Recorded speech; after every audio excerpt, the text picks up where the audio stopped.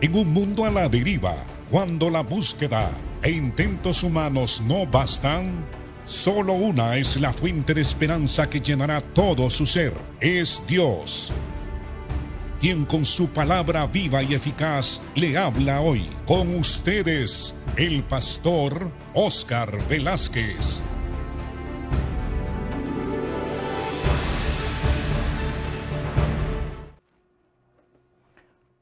Bienvenidos a su programa Viva y Eficaz. Continuamos, amados hermanos, estudiando el libro de Lucas, capítulo 9. Hablábamos el día de ayer sobre el propósito, o más bien la intención del Señor Jesús de preguntar qué opinión tenía la gente de Él. En realidad, de eso depende el destino eterno de los seres humanos. ¿Qué opina el mundo? ¿Qué opinan las personas de Cristo? De todo estrato social. ¿Qué opinan los llamados sabios, los científicos, los filósofos, los inteligentes? ¿Y qué opina de Cristo la gente común?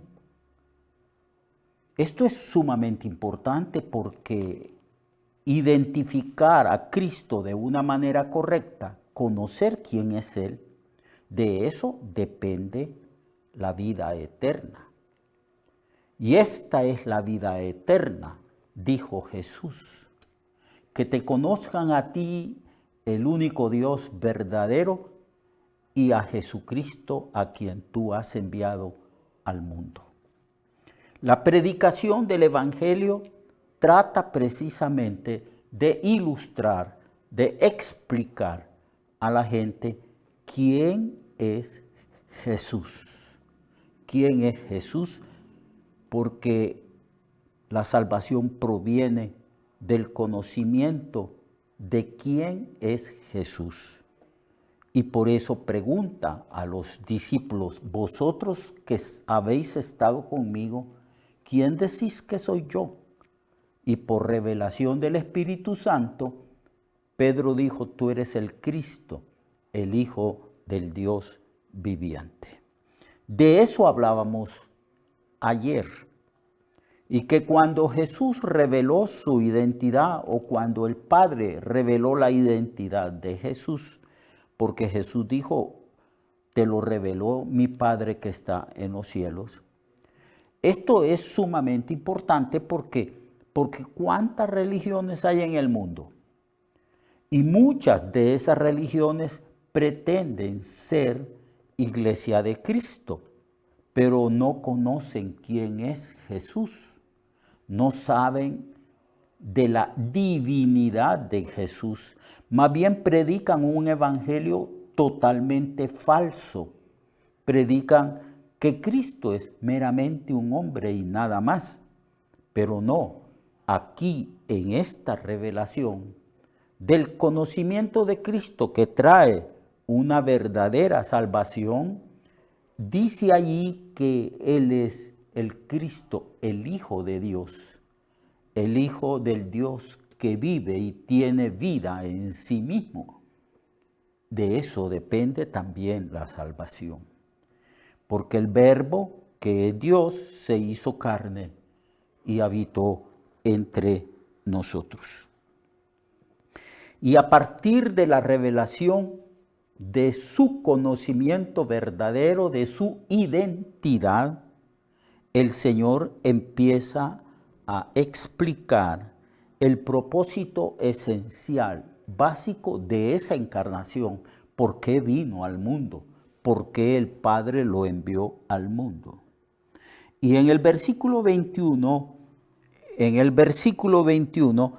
Él dice, 21 en adelante, Él dice, la Biblia dice: pero Él les mandó que a nadie dijesen esto, encargándoselo rigurosamente y diciendo: es necesario que el Hijo del Hombre padezca muchas cosas y sea desechado por los ancianos,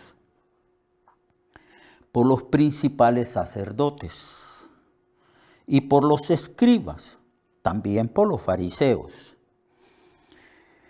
y que sea muerto y resucite al tercer día. Y decía a todos: si alguno quiere venir en pos de mí, niéguese a sí mismo, tome su cruz cada día y sígame. Porque todo el que quiera salvar su vida, la perderá. Y todo el que pierda su vida por causa de mí, éste la salvará. Pues, ¿qué aprovecha al hombre si gana todo el mundo y se destruyese o se pierde a sí mismo?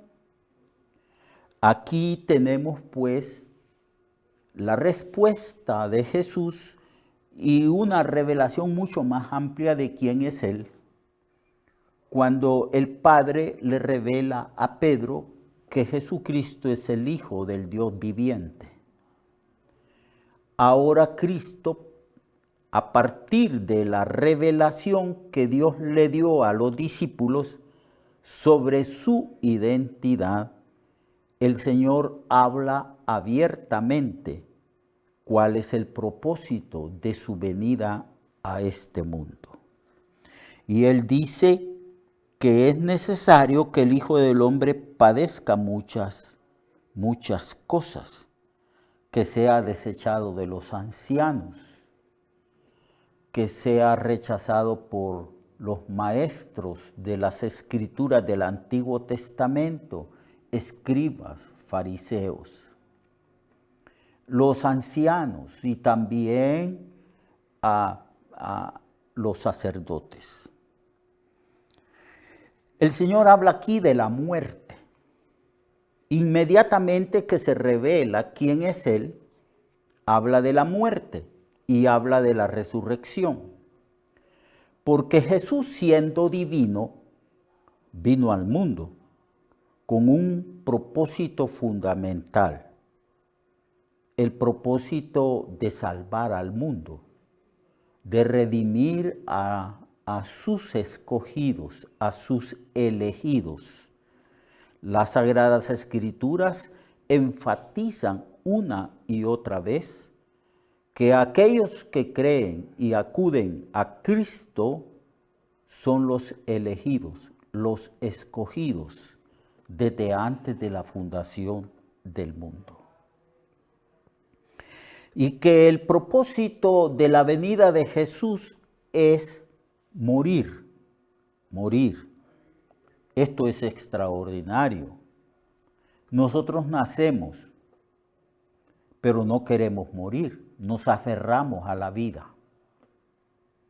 No queremos morir y le tenemos temor a la muerte.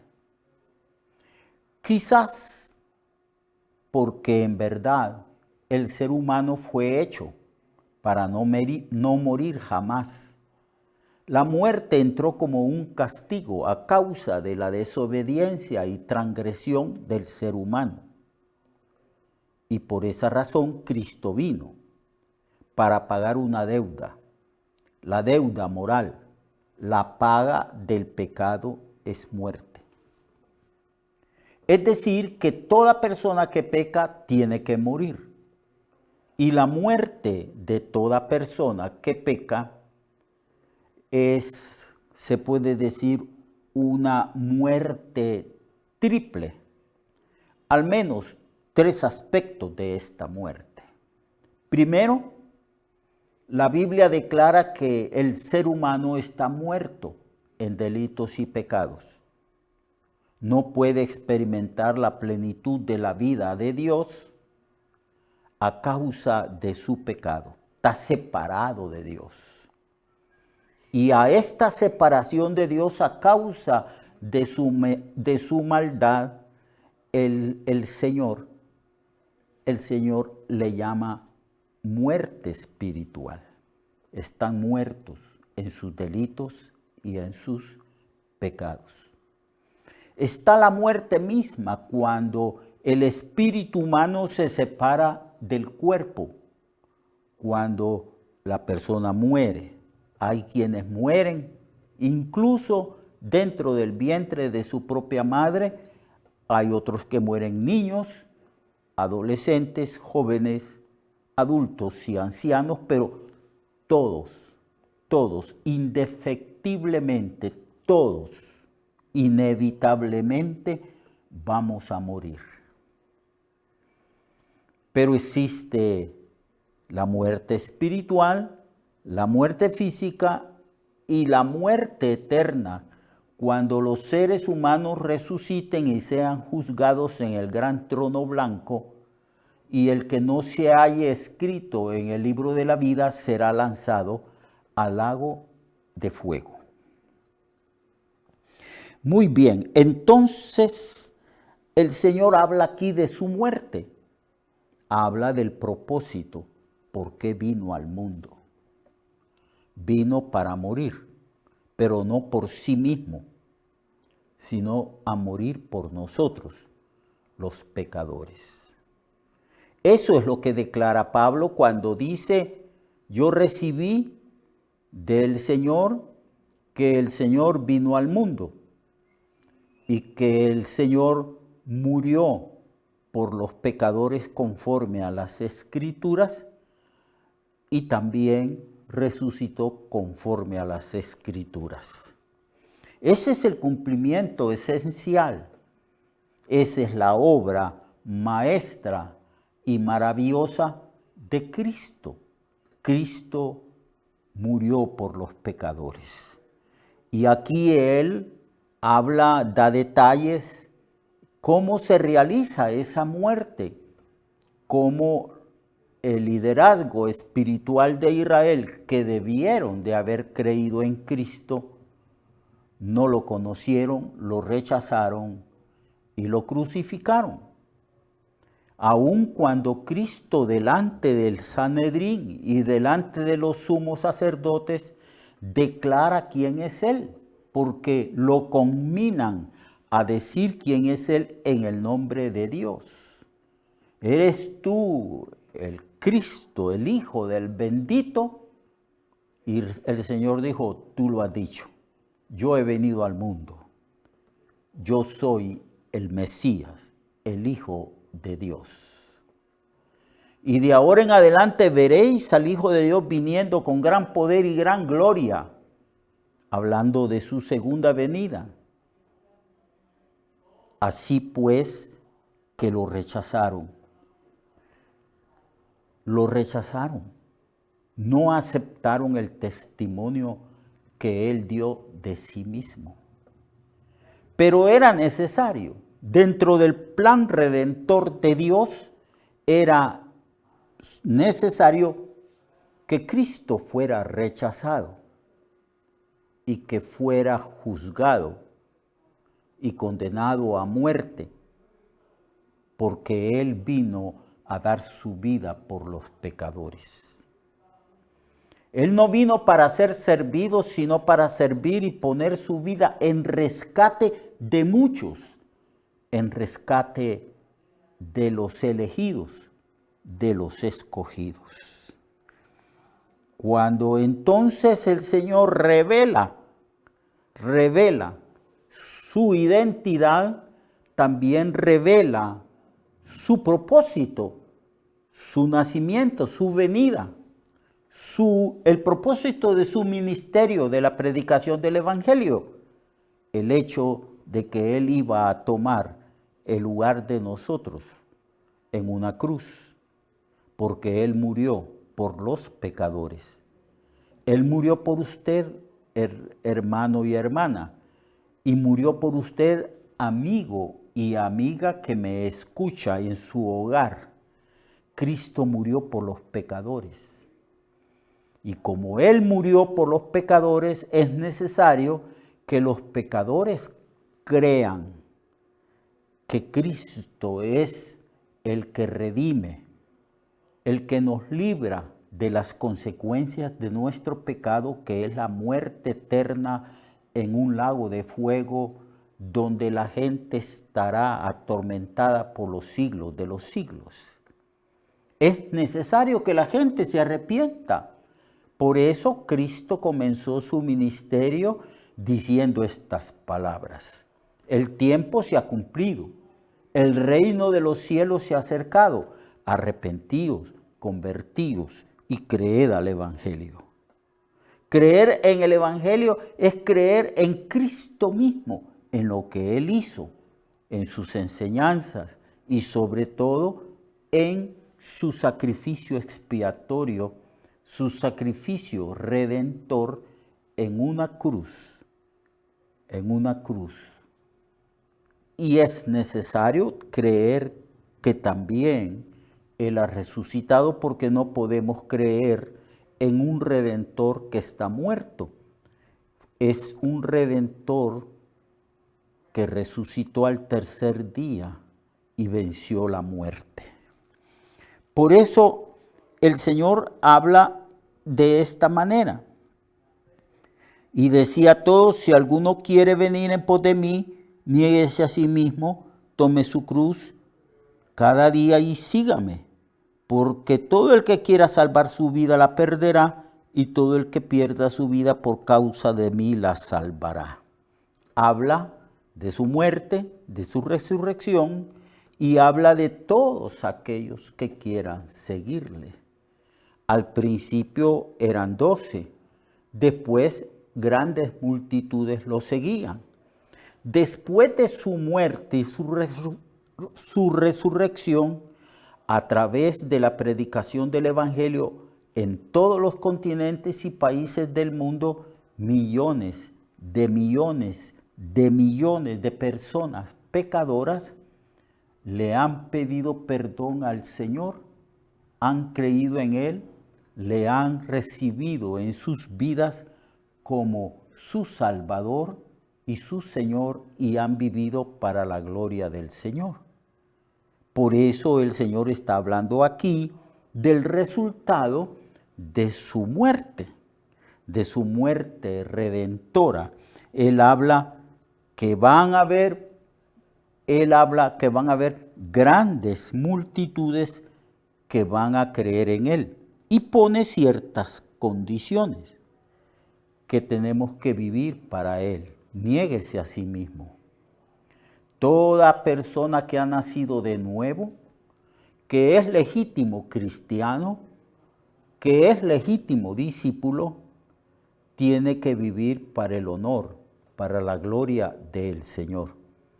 La Biblia declara en las epístolas que nosotros vivimos no para nosotros mismos, sino que vivimos para Cristo, para aquel que murió y resucitó, para aquel que es Señor de cada uno de nosotros.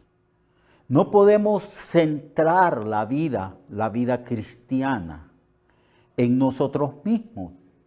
No podemos vivir una vida egoísta o egocéntrica. Cristo dice: si me van a seguir, si creen en mí, tienen que negarse a sí mismos y tienen que comprometerse conmigo, aún hasta la muerte. Sé fiel, dice la Biblia, hasta la muerte, y yo te daré la corona de la vida. Esa es la promesa del Señor. Así que nosotros, sus seguidores, hemos entendido y comprendido cómo tenemos que vivir para Dios, porque pertenecemos a Él. Él nos compró con precio de sangre en la cruz. Así que todo aquel que quiera salvar su vida, dice el Señor, o vivir una vida egoísta, la va a perder. Mañana continuaremos hablando de estas condiciones del discipulado. Mañana continuaremos estudiando este capítulo 9 de Lucas. Yo lo espero a usted para que estudiemos juntos las Sagradas Escrituras. Dios le bendiga a usted y a toda su familia.